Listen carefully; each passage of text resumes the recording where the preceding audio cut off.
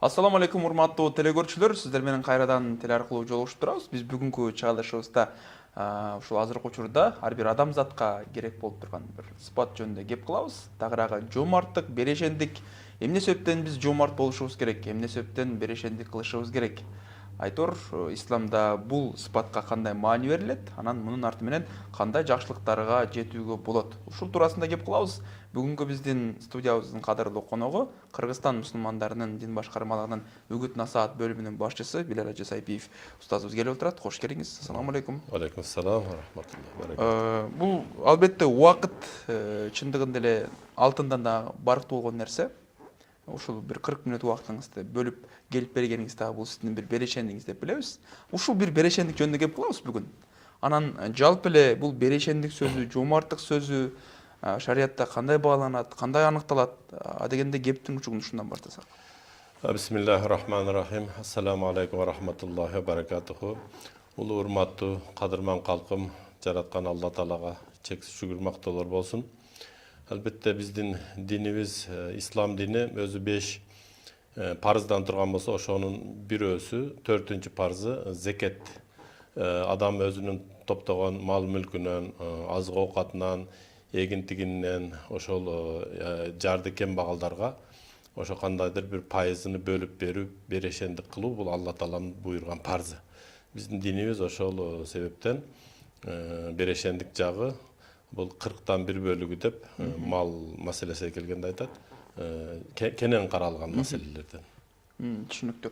Анан бир момун мусулман үчүн берешендик кылуу эмне себептен бир мындай айтканда сунушталган, берешен болору буйрулган? Себеби Аллах субханаху ва таала Кур'ан-ы Каримде мимма разакнахум юнфикун деп аятта келет. Момун адамдар биз берген рызкылардан алар иштетет дейт. Каржылайт дейт. Ошол кедей кембагалдарга, өзүнүн үй бүлөсүнө, жакын туугандарына берешендик кылат дейт. Ал эми хадисте болсо пайгамбарыбыз Мухаммад саллаллаху алейхи ва саллям айткан, өйдөнкү берүүчү кол астыңкы алуучу колдон жакшыраак деп айткан да. Ошонун үчүн бул берген сайын Алла Таалам бергенге берет дейт. Ушул колу ачык, кайрымдуу адамдарды Аллах субханаху таалам бул дүйнөдө дагы сактайт экен. Зекет берилген малга кала берсе ушул кол да салынбайт экен да. Бир досубуз бар Таласта. Жылкы багат. Аны ошону адамдар сурайт экен да, сен жылкыларыңды карышкырдан кандай сактап жатасың дегенде, мен мурда канчалык корусам деле жедирип койчумун дейт. Акыркы күндөрдө кедей кембагалдарга зекетин берип атам дейт, карышкыр тийбейт деп.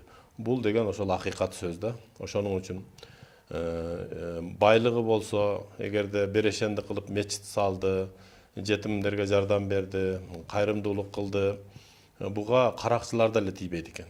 Буга баягы бүгүнкү күндө айтканда баягындай жаман ой, жаман ниетте де кишилер болбойт экен. Себеби таныган билгендер айтат экен, бул Кудай Таала үчүн парызын кылып атат, ажыга жиберет, кедей кембагалдарды жардам берет дегенде, уурунун деле көңүлү жибип баягындай ырайымдуу болуп калат экен да. Алла Таалам ушундай низам кылып койгон бул дүйнөгө.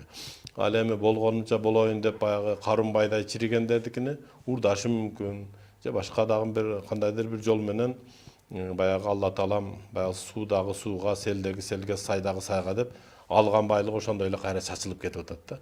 Ошон үчүн кимде ким эгерде байлыгым, топтогон ошол неаматтарым өзүмө пайдасы тийсин десе, албетте берешендик кылганга жетпейт. Түшүнүктүү. Анан бир жоомарттык же берешен адам бир гана ушул материалдык бир байлыктарын бир элге арнап, анын четинен ошол өзүңүз айткандай эле 40тан 1 зекет берип, муктаждарга садага берип тургандык менен чектелеби же дагы материалдык байлыктардан сырткары дагы бир жактары барбы? Негизи берешендик бул берген хайыр деп коет, анан садака деп коет. Бул бир гана акча менен чектелген нерсе эмес. Балким адам баласы бирөөгө жакшы сөз сүйлөсө деле бул берешендик болот. Убадасында бекем туруп, ошол ишти аткарса деле берешендик болот. Ошол бирөөгө барып жардам берип койсо деле бул берешендик. Себеби берешендик өзү экиге бөлүнөт да. Мадди, анан манави болуп. Маддиси бул каражатка байланыштуу. Материалдык. Ал эми манависи ал ошол кыймыл аракет менен кызмат кылып, мекенге кызмат кылып, эли журтка кызмат кылгандагы бул өтө чоң айкөлдүктүн белгиси да. Ошоның үчүн бул берешендиктин иншалла ушул түрүнө кирет. Жарым курманы берип болсо да берешендик кылгыла дейт. Бирөөгө бир курманын жарымына. Демек, бир адамда 1 миллион сом акчасы болсо, ошонун 500 миңин эгер бирөөгө кайрымдуулук кыла турган болсо, албетте башка бир бөлөк адамдын 100 эле сом акчасы бар. Ошонун 50 сомуну берсе, 1 миллиондун ээси менен бул 100 сомдун ээси экөө бирдей болот. Жаратуучунун алдында. Эмне себептен десе, бул деле малынын жарымын берип атат, бул деле жарымын берип атат. Ушундай эселентип Алла таалам кабыл кылып коет. Түшүнүктүү. Анан мындай дагы түшүнүк болушу мүмкүн да. Мисалы мен өзүм иштеп таптым, өзүмдөн эмге кейим, анан эмне үчүн беришим керек деп. Анан адамдар ушундай эми бул ырыскы албетте Кудай Тааладан, ал азайбайт дагы, көбөйбөйт дагы деп айтылат эмеспи? Анан бирок эмгеде пендечилик кылып унутуп коюшубуз мүмкүн. Же мал мүлккө жеткенде ал нерсеге капар албай калышыбыз мүмкүн. Ошол учурда адам кандай ой жүгүртүүсү керек? Эми албетте биринчи кыргызда айтат го, мал тапкычаң эсеп тап деп. Соода сатык кылыштан мурда адам ошо соода сатыктын илимин билиш керек. Орозого кирерден мурда орозонун парыздарын билиш керек. Ажыга барыштан мурда ажылыктын, үйлөнүштөн мурда никенин илими. Ошондой эле байлык чогулткандан мурда мен эмне үчүн чогултам? Биринчиси сутра үчүн деп коет. Сутра деген сөз жылаңачка кийим алып берип, курсак ачкандын курсагын тойгозуп, ошо бирөөнүн абийирин жаап кое турган даражада. Же өзүңүн абийириңди жаба турган. Байлык ушундай болуш керек да. Анан өлчөмүнүн ченеми жок. Эгер канчалык бай болсоң деле шариятта тыюу жок, бирок байлыкты ошол жокту көтөрсө болот, байлыкты көтөрө албай калат да киши. Себеби адамдын колу жеткен байлыгы болсо ар бир нерсе колу жетип калат да. Ошол себептен көп адамга байлык зыян берген тарыхта көп окуялар бар да. Мурда жакшы эле болуп жүрүп, аягында бузулуп кетти деген ошо байлыкты көтөрө албай калган. Кутуруп кетти деген ушул. Ошон үчүн берешендик менен чогуу алып жүрө турган болсо, ошол Кыргызда бир сөз бар. Жаңы байыган кишиден карыз сураба деген сөз. Ал эми өзү жетиптир да. Ошон үчүн ал көңүлүңө катуу тийип коет. Эми илгертен бай, эскиден бай адамдар менен мамиле кылса болот мисалы. Бирок карыз алып бериш дагы бул берешендикке кирет, бирок бул сүннөт, бул кайтарымдуу нерсе да шариятыбызда. Түшүнүктүү. Анан албетте биз бир мусулман катары пайгамбарыбызга карап түзүлөбүз. Анан ал кишинин доорундагы берешендик, анын өзүндөгү бир берешендик жөнүндө дагы кеп кылсак. Ооба, албетте пайгамбарыбыз Мухаммад саллаллаху алейхи вассалам абдан берешендүү зат болгон. Анын сахабалары дагы берешендүү болгон. Абдурахман ибн Ауф деген сахабалар бай болгон. Хадича энебиз өзү бай болгон убагында. Абу Бакыр Сыдык радиаллаху анху өзү да бай болгон. Ошол тарых китептеринде айтат, Абу Бакыр Сыдык радиаллаху анхунун убагында 5 дүкөнү болгон дейт да.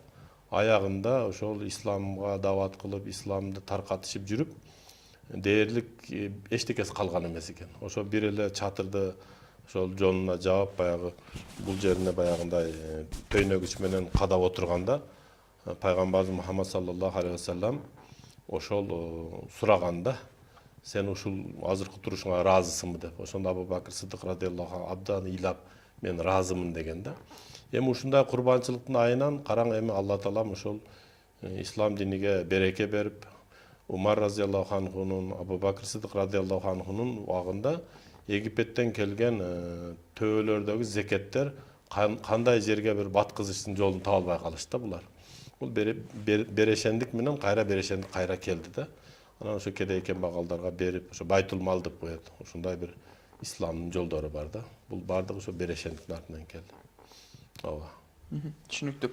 Анан бир белгилеп айта турган болсок, бул берешендиктеги максат же болбосо бир берешендик иштер кандай учурларда болушу керек? Мисалы ошол балким берешендикти кылып атканда же бирөөгө ошол жардам берип атканда анын акыбети, анын жыйынтыгына дагы маани бериш керекпи? Албетте, биздин мусулманчылыкта Кудайдан кайтат деген сөз бар да. Оң колуң менен берген садакаңды сол колуң билбесин дейт. Ушунчалык бир жашыруу жана купуя кылган жакшы болот берешендиктен. Эми биз өзүбүздүн кылганды айтпасак дагы бирөөнүн кылганын айтсак боло берет да. Себеби элге бул үлгү болуш үчүн. Мисалы үчүн түшүңдөн корктуң же бир кандайдыр бир абалдан чыгыш үчүн мен берешендик кылып кайры берем десең, бул нафил болот. Ал шариаттын буйругу эмес, сен өзүңдүн ниетиң да. Ал эми малың 40ка жетип коюң, акчаң 120 миңден ашып, алтының өзүнүн чээге жетип, күмүшүң өзүнүн чээге жеткенде, ал бериш нафил эмес, парз болуп калат. Алла тааланын буйругу. Эми ошо парз берилген кайрымдуулуктарды элге жарыялап койсо болот. Мисалы үчүн паланчы быйыл коюнан бир зекет берди, бир кой берди. Пустанчы дагы коюнан бир койду берди деп, башка байларды ойготуш үчүн ушундай кылып койсо болот да. Мисалы үчүн бизде албетте жок эмес берешендер. Мен билгенден Абдуллахат деген хажы бар. Бул киши Аравандагы бир үйүнү багы менен садака кылган да. Андан бөлөк дагы Кочкордо Билал деген мен бир адаш досум бар. Ал өзүнүн жерини үстүнө чоң келеген мечит куруп, имамга үй куруп, ошондон Алла тааланын жолуна берди да. Андан бөлөк дагы Арча Бешикте дагы бир Жакшылык деген досубуз бар. Ал өзүнүн 3 этаж особняк үйүнү ошо медресеге берип, канча жүздөгөн балдар окуп атат да. Бул акыреттен үмүтү бар адамдар. Эсептеп отурсак, Кыргызда аябай көп да. Перс мамлекеттеринде бир Хорасан деген бир шаар болгон илгери. Ошол жерде бир аксакал, бир 60-тан 70-ке жакындап калган аксакал бир үй салат да, абдан кооз кылып. Анан үйдүн тоюну берип, сынчыларды чакырса, бир да кемчилик таппаптыр, эч кимчи. Анан бир даанышман адам бар экен, айтыптыр, үйүңүздө 3 чоң кемчилиги бар экен деп кетип калат. Анан артынан жалынып, кууп барып, айтыңыз, мен базардан сатып алып келип, ошол кемчилигин түзөп коеюн десе, жок, ал сиздин колуңуздан келбей турган кемчилик дейт. Кандай келет десе, айтпайсыз дейт акырында. Макул, мен айтып көрөйүн дейт. Биринчи кемчилиги үйүң жаңы туулуптур дейт. А сен өмүрүң түгөнүп калыптыр, сага насип кылбайт экен дейт. Буда башка эле бирөөлөр жашайт экен дейт да. Бул бир чоң кемчилик дейт. Экинчиси, мусулман кедей бай кедейден көрө 500 жыл мурда бейишке кирет. Эгер бай мусулман боло турган болсо, ар бир жип, ар бир мык үчүн суракка алынып отуруп 500 жыл кечигип бейишке кирет. Ушул да чоң кемчилик экен сизге дейт да. Мунун эсебин бересиз дейт. Анан үчүнчүсү, сизди мүрзөгө чейин да күзөтүп барбайт экен, ушул пайдубал курулган жерде калып кетет экен бул үй. Сизди мүрзөгө чейин деле күзөтүп барбайт экен дегенде, кантсем ушул 3 кемчилик түзөлөт дейт да. Дегенде анын бир эле жолу бар, бирок аны эркектер кылат дейт. Кандай десе, Алланын жолуна бериш керек. Мечит кылып же медресе кылып дейт. Анан макул ошондо түзөлөбү? Болду. Биринчи, сиздин берген мечитиңиз бейиште кызыл зумруттан болуп сизди күтүп турат дейт да. Садакай жарыя болду. Өмүрү, сиз канча миллион жыл өмүр сүрсөңүз, садакаңыздын сообу да кете берет дейт. Үчүнчүсү, 500 жыл сурак бериштин ордуна сизди Алла таалама берип койсоң, сураксыз бейишке киргизет дегенде, өзү бир кичинекей баягындай временка деп коет, ошондойду куруп, медресе кылып, ошол жерде өмүр сүргөн экен да, баягы аксакалчы. Демек, ушундай бир тарыхта дагы көп берешен адамдар. Кыскасы, жомарт берешен адамдардын акыбети бул дүйнөсү да жакшы болот, акырети да жакшы болот да. Биздин досторубуз бар бүгүнкү күндө 10дон мечит курган. Мисалы үчүн ошол Алла тааланын 99 аты болсо, ошонун азыр 10га жетип калды да. Аллах, Рахман, Рахим деп коюп келе жатат да ата. Акыркысында Чолпон атада хутурга курушту, ошол 10-чу мечитти. Ошондой эле ушу берешен досторубуз көп, Кудайым буйруса. Түшүнүктүү. Анан бир берешендик кылууда же жомарт болууда андагы негизги максат дагы маанилүүбү? Дегенде мисалы кээ бирөө мисалы эл көрсүн, анан мени мактасын дегендей деле түшүнүк болушу мүмкүн. Эми негизи бул жерде калыс Алла таалам үчүн болуш керек, ыхлас бул жерде шарт. Алла таалам үчүн ушул кайрымдуулукту кылып атам деп айтыш керек. Бул деген сөз бабул кабул деп коет. Кабыл боло турган эшик ушул ыхлас болот. Эгерде эл көрсүн же атагым чыгарайын десе, бул тескерисинче зыян болуп калышы мүмкүн да. Ушундай. Ошол зыян дегенге бир кеңирээк токтолсоңуз, себеп дегенде мисалы эл көрсүндүк болгондо рия деп айтылып калат. Анан анын кесепеттери кандай болот? Эми баягы адам баласында, момун адамда көп жакшы сыфаттар бар да. Анан ошол күнөөкөр адамдарды ширк кылды дейт. Мисалы үчүн бутка же отко тигиндей мындайга сыйынса булар чоң ширк болуп эсептелет да. Ал эми рия бул кичинекей бир ширктин учкулу болуп калышы мүмкүн да. Алла Таалага эмес, ал өзүнө атак чыгарыш үчүн. Алла Таала үчүн эмес, ал өзү үчүн мына ошон үчүн бир ширктин катарына кошулуп калышы мүмкүн. Бул эмени баягы рия эл көрсүндү шариятта жаман сыпаттардан деп айтат да. Ошол зыяны ушул. Түшүнүктүү. Анан дагы эми пайгамбарыбыздын ушул берешем болууга, жоомарт болууга үндөгөн кандай бир осуяттарын айта аласыз? Пайгамбарыбыз Мухаммад алейхиссалату вассаламдын убактысында бир Саалаба деген бир киши болгон. Ал ушунчалык намаз окуп, пайгамбарыбыз менен 5 маал намаз окуп жүрүп, Алла Таалама жакын адам болгон да. Күндөрдүн бир күнү намаз бүтсө келип пайгамбарыбызга айтчу эле, бир дуа кылып коюңчу мага, бир Алла Таалам байлык берсин деп. Пайгамбарыбыз айтат: Саалаба, мына ушул абалың жакшы эмес деп. Жок, бай болгонуң жакшы дей берет экен. Акыры болбой бир күнү багымдат намазына кечигип келет да. Ошондо пайгамбарыбыз кечигип келгенде эмне болду Саалаба деп сураса, айтат: болгон үстүбүздө бир эле кийим бар дейт, көйнөк. Ошону аялым кийип намаз окуйт, андан кийин мен кийип анан мечитке келем, ошонун үчүн кечигип калдым дейт да. Дуа кылбасаңыз болбой калды дейт. Акырынан ошо дүйнө байлык сурай бергенде пайгамбардын дуасы кабыл болот да. Ати Саалабата маалан касиран деп, ушу Саалабага көп мал бергин деп дуа кылып жүгөрөт. Арадан көп күн өтпөй эле малга ээ болот. Алар тууп отуруп Мадина шаарынан сыртка кыштоого, жайлоого, ошол көчүп кеткенге мажбур болуп калат да. Анан ушинтип жүрүп анан байлыгы өтө көбөйүп короого батпай калган кезде Алла Тааламдан аят түшөт: малыңар бир өлчөмгө жеткенде ошондон зекет бергиле деп. Аны 5 вакыт намаз эмес, жума намазга да келе албай калды, мал менен алек болупчу. Анан өткөн кеткен адамдардан сурайт: Мединада эмне жаңылык бар деп. Ушундай аят түштү, мындай зекет бергиле дегенде, жок, ал мусулмандарга эмес болуш керек, ал капырларга болуш керек деп, баягы налог сыяктуу кабыл кылат да.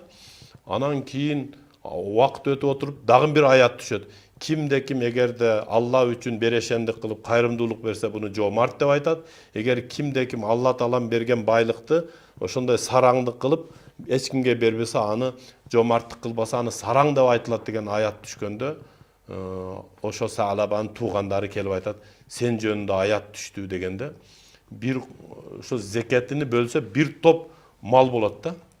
Алып келет. Келгенде пайгамбарыбыздын баягы биринчи уккан кабарыга жүрөгү капа болуп кабыл кылбай коет да. Кийин Абу Бакр Сыдык радиаллаху анху, анан Абу Бакр Сыдык радиаллаху анхунун экөөнүн ошол убактысында дагы алып келет. Бул да кабыл кылбай коет. Умар радиаллаху анхунун убактысында ошол малдын арасында Саалаба өтүптүр ааламынан деген кабар келет да. Көрсө ошондой 200 болуп калган экен да. Байлыгын эч кимге бербей жүрүп, ошо байлыктын артынан өлүп калды. Ошонун үчүн эми Алла Таалам байлык берсе дагы иншалла кайрымдуулугу менен бебечарага ушундай жардам. Мисалы үчүн бүгүнкү күндө эмне менен кайрымдуулук кылса болот? Биздин айылдын балдары, мисалы үчүн ошол Орозбеков айылынын балдары окуна коому дешип 300 мешоктон ашык баягы көмүрдү 6 участокко бөлүп, ошого 50 мешок, 40 мешок, 100 мешоктон бөлүп участоктор кедей кембагалдарга таркатып берди да. Акыркы эмелерден. Бул да берешендик. Ошон үчүн мен айтат элем, бир $100 2 тонна көмүр берет. Бир бебечарага бар 2 тонна көмүр киргизип койсоңуз, бул 40 мешок. Муну менен кыштан чыгып кетет да бул. $100 аз байлар бир эле файзага кирип туруп эле жеп коюп атат да. Бир эле саатта $100 жеп коюп атат достору менен. Же бир эле саунага барып жок кылып коюп атат. Эми саунага барып жакшы мусулманча баягы кийими менен түссө деле, бирок ошого ошончо 5-6 миң сом акча кетип атат да. Ошого бир кембагал кыштан чыгып кетет эле деп, эли журтумду ушул кыш, мына бүгүн 1-декабрь, ошо кышка кичине кедей кембагалдарга кол кабышылып койсок жакшы болот деп чакырып кетет элем. Түшүнүктүү. Мындай карасак, бир берешендиктин мындай акыбети жакшы болоорун айтып атасыз да. Албетте. Анан бирок мындай колунда жок болуп же материалдык жактан бир алсыз болуп турган мусулмандар кантип берешендик кыла алышат? Эми мындай да, албетте кайырчылык бул жакшы нерсе эмес. Кимде ким эгер кайыр сурап, кайырчылыкка көнүп алса, кесип кылып, Алла Таала мага 70 баягындай кедейчилик, жакырчылык эшигин ачып коет дейт. Пайгамбардын хадиси бар да. Ошол себептен эми баягы өлбөгөн кулга жас келет деп, булар деле өзүнүн оокатын кылып атат. Бирок ошолорду айыл өкмөтү болсун, квартальный болсун, же болбосо имам болсун, мечиттин имамы ушуну байкап туруш керек. Себеби имам жаш карыны, кедей менен байды ушул мечитке 5 маал келгенин бир пайдасы ошол кедейлер менен байлар жолугуп турат да. Ушунун дагы чоң берешендикке пайдасы бар. Экинчи пайдасы ошол биздин мына зекетибиз, үшүрлөр, кайыр садакалар, мына ушул берилип аткан нерселер баягы элеттик көйгөйлөрдү, социалдык көйгөйлөрдү ислам дининде ушундай чечип койгон да. Кудайым буйруса бул эки чоң майрам күн чоң кайрымдуулуктар болот. Андан тышкары дагы бөлөк мезгилдерде адамдар зекет берет, башка кылат, көп берешендик кылышат да. Түшүнүктүү. Анан бир дуа аркылуу же ага бир барып ишине жардам берүү аркылуу эгер материалдык жактан байлыгы жок болсо, ошол жол менен берешендик кылууга дагы мындай артыкчылык берилеби? Албетте, биз мисалы үчүн медреседен балдар же мектепте окуп жүргөн кезибизде барып атайын айылдагы мисалы үчүн биздин айылыбызда 1-2-3 кемпирлер бар эле. Ошол кемпирлерге барып, ошол биз алмасын терип берет элек, отунун жарып берет элек, чөбүн кыркып берет элек. Баягы илгери мектепте команда бөлүнүп алып, ушундай кайыр иштерди кылат. Бул дагы өзүң акчаң жок болсо дагы бул моралдык жактан барып колдоо көрсөтүп кызмат кылган чоң берешендик катарына келет. Бүгүнкү күндө деле чакырып кетет элем ушул балдарды ушундай бир жакшы иштерди демилгелеп, чал кемпирлерге барып жардам берсе жакшы болот айылдарда. Түшүнүктүү. Анан бул эми берешен болуу дагы анан мындай жомарттыкка мындай айтканда аны менен бир камыр жумур болуп жашаш дагы мындай айтканда бир жагынан кыйын болгон көрүнүш. Себеби бул ыймандын маселеси болсо керек, э? Берешендик кылуу бул өзү ар кимдин колунан келе бербейт.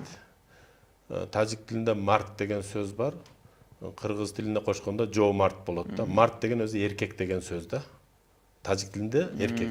Бул эркектик кылуу, жоомарттык кылуу бул ар кимдин колунан келе бербейт. Себеби жок болсо эңсеши мүмкүн, ушунча акчам болсо мен кайыр кылат элем.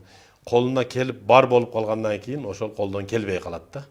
Себеби адам ошол кезде унутат баягы кедей кембагалдардычы. Ошонун үчүн баягы кыргызда илгертен калган сөз бар эмеспи?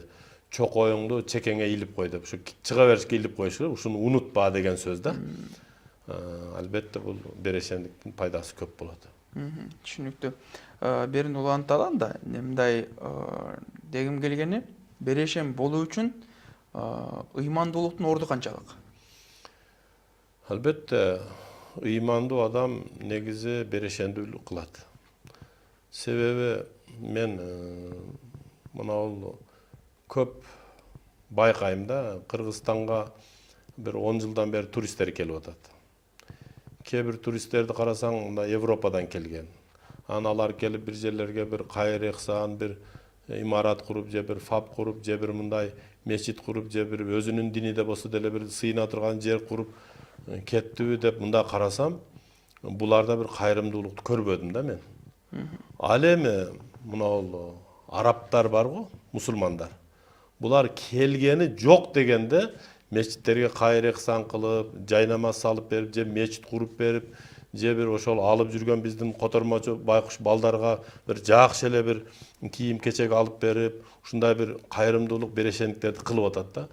Мен эмне үчүн деп жыйынтыктап көрсөм, биздин ислам шариятыбызда ошол берешендик кылгыла деген өкүм абдан көп келет экен да, хадистерде, аяттарда. Ошол себептен анан мен ичим жылып сүйүнүп калдым да. Кыргыздар дагы байыса, Кудай кааласа, биз деле мына анча-мынча кедей мамлекеттерге берешендик кылып жардам беребиз. Албетте өзүңдөн артсаң.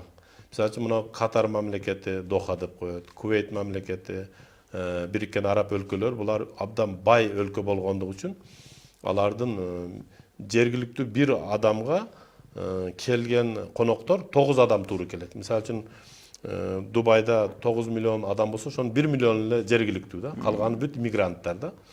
Булар бай жашайт. Ошон үчүн биз ушунан бир үлгү алышыбыз керек да. Биз деле кайрымдуулук кылышыбыз керек. Түшүнүктүү. Албетте өзүңдөн артса деп да айтып калдыңыз да. Ооба. Анан мисалы эми бир үй бүлөнүн башчысы болгон эркекке анын үй бүлөсү аманат. Ооба. Эгер ана мен берешендик кылышым керек эле деп аларды бир ошо тамак аштан анан тиешелүү болгон керектүү болгон нерселерден кыскартып бир берешендик кылуу туурабы? Эми албетте бар болуп турса кылганга жетпейт. Эгер өзүңө жетпей турган болсо карыз алып берешендик кылганын кереги жок. Эгер өзүң нөл болуп айлыктан айлыкка араң жашап аткан болсо берешендик кылуу сизге парз эмес. Эгерде бир аз ашып калган болсо албетте жуурканыңа жараша путуңду суна бересиң. Канчалык көп бол. Бир тамаша сыяктуу, бирок бир апендин айткан сөзү бар экен да. Апенди бир күн колуна акча тийип калыптыр да. Кимге болсо эле бере берет экен да. Анан айткан экен, бай эле болуп жашаган жакшы экен депчи. Бул сөздө деле жан бар да. Демек бар болсо бергенге жетпейт. Жок болсо арга жок. Ушундай. Түшүнүктүү.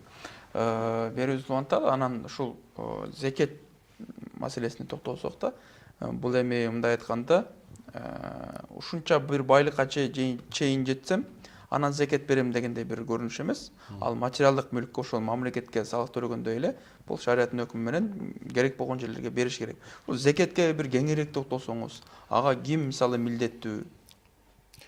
Зекет бул бүгүн мисалы үчүн 120 сомго ээ болуп калсаң, сага зекет бериш фарз болбойт. Эмки ушул числодо кийинки жыл 2019 1 декабрда ошондон кийин ошол зекет берилет. Бир жыл өткөндөн кийин. Койдун өлчөмү 40 койго жеткенде бир кой берилет. Төөнүкү 5 төөгө бир тайлак берилет. Уйдуку 30 уйга бир торпок берилет да. Ошондой эле ал эми жылкыныкы мындай эмес. Жылкыныкы бир жылкың болсо дагы ал жайлоодо жүргөн болсо ошол бир жылкыга да зекет берилет. Себеби жылкынын базардагы баасынын 40тан бири берилет. Мисалы үчүн жылкың 1 миллион сомдук болсо, мисалы ошого 25 000 сом бересиң. Эгер жылкың 80 эле миң сомдук болсо, анда 2 эле миң сом бересиң да, кыскасы. Күлүк жылкылар, таза кандуулар кымбат болот, 1 миллион сом турат. Ал эми жөнөкөй эле жылкыларың жайлоодо жүрө турган болсо, ар бир жылкынын баасынын 2,5% ошол зекетке берип койсо дурус болот. Бул зекет маселеси. Ал эми зекетти бербей коюу бул шарият боюнча чоң күнөө болот. Бербей койсочу. Ошол бүгүнкү күндө ошол зекет берип аткан байлар түшүнүп калды, беришип атат бүгүнкү күндө. Бул анан зекетти эчтекеси жок жарды кишиге бир өлчөмдү берип коюш макруу болот. Мисалы үчүн бир өлчөм деген сөз 40 кой. 40 койду барып эле бир бомушка меде берип койсоң, ал кутуруп кетиши мүмкүн экен да. 40 койчу бул абдан көп акча да. Ошон үчүн ошону бир 10 адамга бөлүп берсе, 4-4төн кылчу, бул жакшы болот. Түшүнүктүү. Анан дагы мисалы ушул зекеттин бергендерге, анан ошол учурда ушу садака берип жүргөндөргө динде кандай олжолор, бир кандай сүйүнчүлөр күтүп турат? Балким акыретте дейли.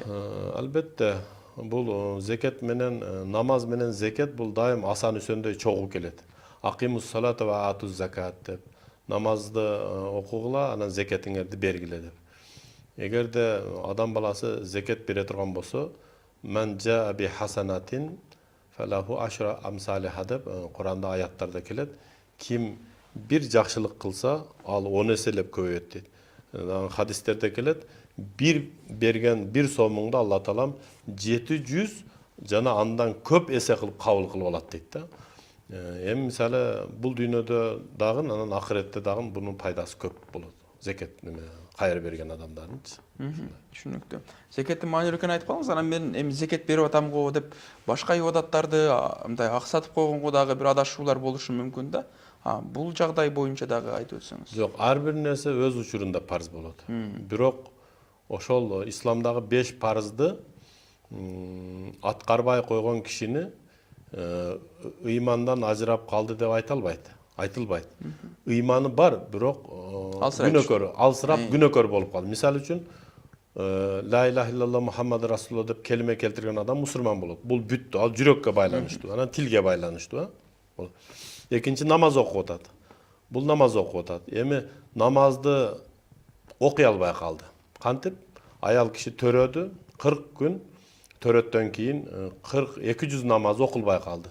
Буларды ыймандуу эле дейбиз, бирок убактылуу токтотту дейбиз. Ошондой эле орозо келип калды, ашказаны ооруйт, же болбосо сапарда жүрөт, же картайып калган 70-80ге чыгып.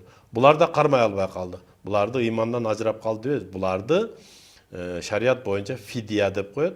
Ошо күнүгө бир адамды оозун жаптырып, оозун ачтырып туруш керек. Ушуну менен орозо кармаганын соогуну ала берет да.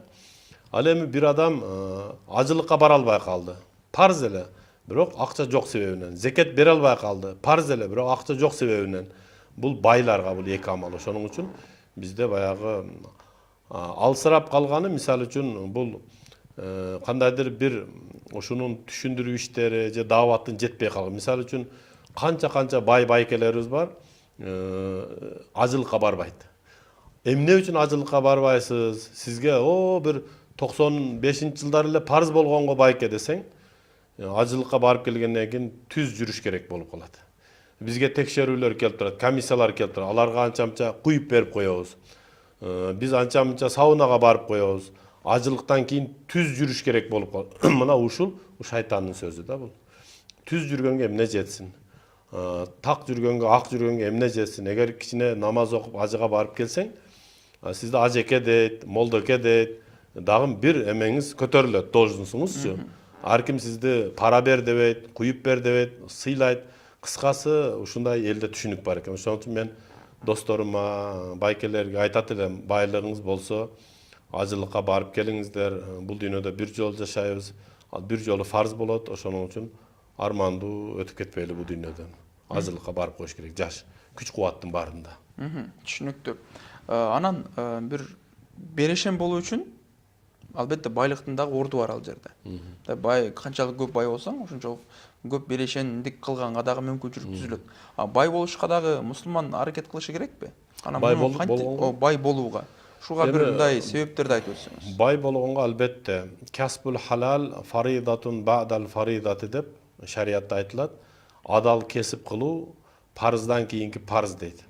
Бул намаз, орозодон кийин эле ата энени, бала бакыраны багып, ошол адал кесип кылуу бул парыз болот. Мисалы үчүн Дауд деген пайгамбар темир устачылык кылган. Нух деген пайгамбар жыгач устачылык кылган. Ибрахим деген пайгамбар кой багып, дыйканчылык кылган.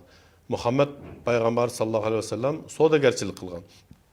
Ошондуктан мен айтайын дегеним, эң жакшы кесип бул кесиптин эң жакшысы мисалы бул соода сатык. Соода сатыкта 10 берекенин 9-у соода сатыкта болот. Анан калганы баягы айлыкка иштеген, башка бюджетте иштеген. Соода сатык. Албетте мисалы үчүн адам ыйман топтош үчүн дааватка чыгыш керек. Күч топтош үчүн залга барыш керек. Сууда сүзгөндү үйрөнүш үчүн көлгө барыш керек. Мылтык атканды үйрөнүш үчүн тоого чыгыш керек. Ошондой эле адам баласы эмнени үйрөнүш керек болот? Акча тапканды үйрөнүш үчүн базарга барыш керек да. Бири-бирисиз болбойт. Көлдө акча таба албайсың, шаарда кийик ата албайсың, ушуга окшогон нерсе. Ар бир нерсенин өзүнүн орду бар. Бирок мындай мусулман бай болгонго да аракет кылышы керек. Мусулмандын бай болуп, күчтүү болуп, зекет берип турганы баягы алсыз мусулмандан жакшы болот. Бул нерсе бизде жакшы каралган да. Бул бай болгонго тыюу жок. Тарыхта өзү 4 бай болгон. Экөөсү капыр болгон, экөөсү мусулман болгон. Мисалы үчүн Сулайман пайгамбар менен Искандар Зулкарнайн булар мусулман болгон. Фараон менен Намрут бул экөө капыр болгон да. Бул 4-өвүнү бизге Алла таалам үлгү кылып койду. Экөөнүн байлыгы пайда берип бейиши болду. Экөөнүн байлыгы зыян берип тозоку болуп кетти да.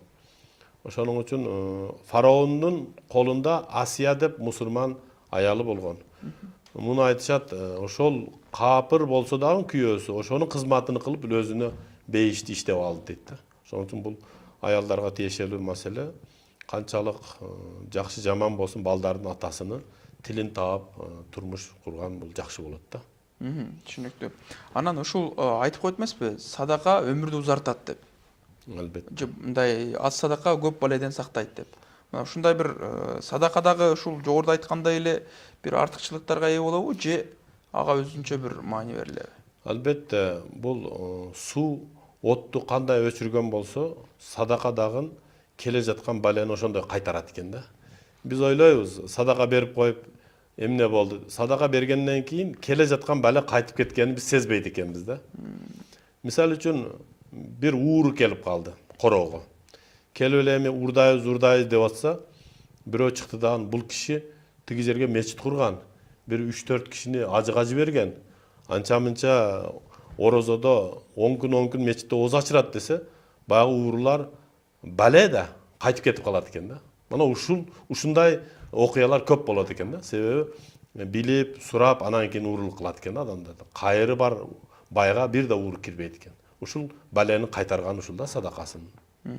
Анан өмүрдү узартат деген дагы айтылат. Ал кандай болушу мүмкүн? Эми өмүрүңдүн узарышы өмүрүңдө береке болот. Мисалы үчүн бай болуп эч кимге бербей жүрөгүң ооруп жашагандан көрө бирөөгө берип жүрөгүң жазылып жашаган жакшы да. Мисалы үчүн бир тарыхта бир байды айтышат, падыша. Өтө бай экен, бирок жүрөгү ооруйт экен да. Анан ушуну доктурларга барып эч оңолбой анан бир ооле адам бар экен, ошого барса айттыр, жүрөгүңүздүн дарысы бар дептир. Эмне кылыш керек десе, 17 жаштагы бир баланы каныны алып ошону дары кылышыңыз керек дейт экен да. Падышага эмне бир адам? Кайдан табам десе, мен аны өзүм таап берем дейт экен. Анан бир коктун ичине барса, жүгөрү чаап жүргөн бир 17 жаштагы абдан нурлуу, абдан ыймандуу, жүрөгүнө ыйман толгон жигит экен да. Ошону көрсөтөт. Анан аны ата-энесине барып, сиздин балаңызбы? Ооба. Бир чара кызыл алтынды берип, баланы сатып алат экен. Үйгө келип анан эми баягы канын алайын деп атса, бала айтат экен, падышам 2 рекет намаз окуп алайын дейт. Оку десенен асманды карап алып ушундай ыйлайт экен да. Ыйлап атып анан күлөт экен. Кат кырктап күлсө анан сендей мен түшүнбөй калдым. Өлүм алдында эмне үчүн күлүп атасың десе, бул жашоого мен кызык түшүнбөйм дейт экен да. Адам баласы эң көп кайгы, арыз, муңуну ата-энеси менен бөлүшөт. Ата-энеме айтайын десем, ата-энем алтынга мени сатып жүгөрсө дейт. Ата-эне чече албаган проблеманы падышага арызданылат. Падышага айтайын десе, 70-тен ашып калган падыша мени жейм деп атса. Ошого жараткан Алла Таалам сенин макулуктарың, пенделериң бир кызык эле деп күлүп аткан жерим ушул. Баягы сөз падышанын жүрөгүнө аябай таасир кылат экен да. Болду дейт экен, мен сенин каныңды ичип эле мен канча жашамак элем, жүзгө чыкмак белем. Болду, ошо берген алтыным ата-энеңе садака деп баланы башын азат кылганда жүрөгү жакшы болуп калат экен да.